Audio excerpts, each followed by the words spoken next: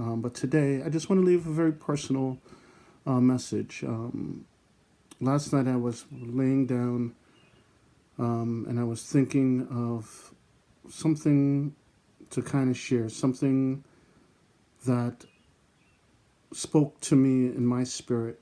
And this morning, I woke up and I was brought to a very familiar portion in the Bible, and I just want to share it. I don't want to take too much of your time because I know many of you are preparing to hear sermons this morning from your pastors, or to go to your computers and enjoy your worship service. So just view this as a devotional to kind of lift your spirits as you prepare for service.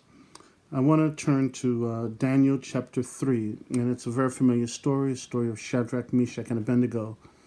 And the background is that there was a king, Nebuchadnezzar, that he built a golden image.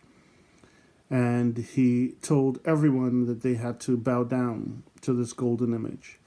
That when horns were blown, that they had to bow down. As a show of reverence to him and as an acknowledgement to his God. And there were three men, Shadrach, Meshach, and Abednego, who were Jewish young men. And this is where the reading starts. I'm just going to read from Daniel chapter 3, verse 15.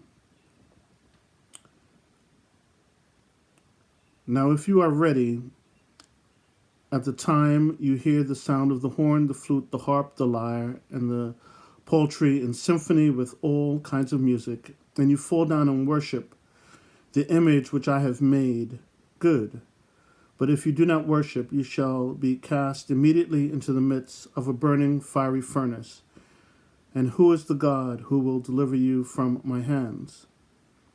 Shadrach, Meshach, and Abednego answered and said to the king, O Nebuchadnezzar, we have no need to answer you in this matter.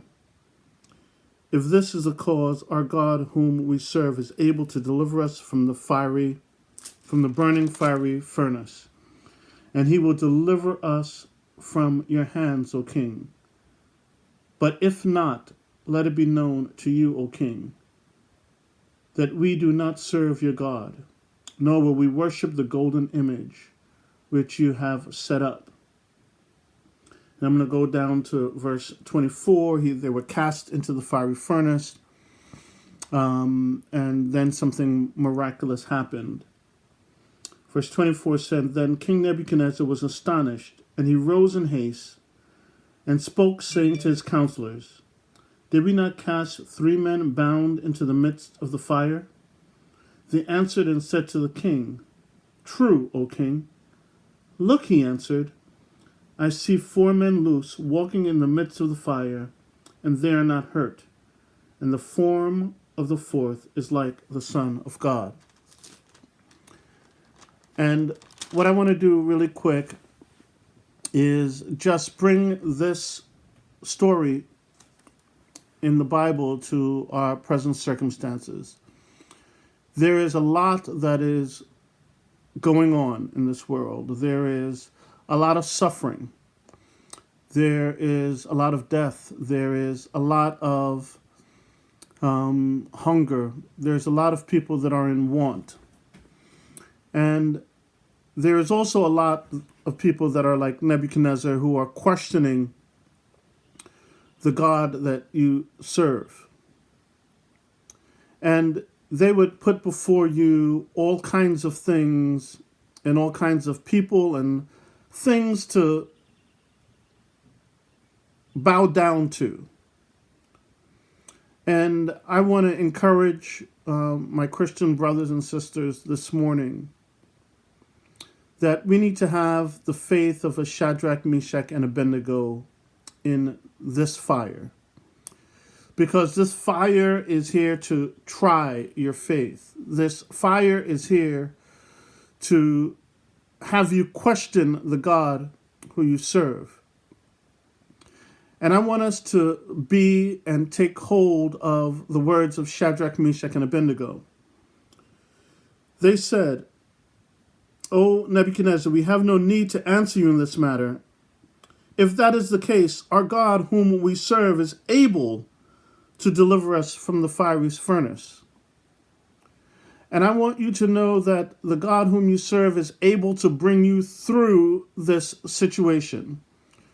The God whom you serve is able to see you through the end of this situation.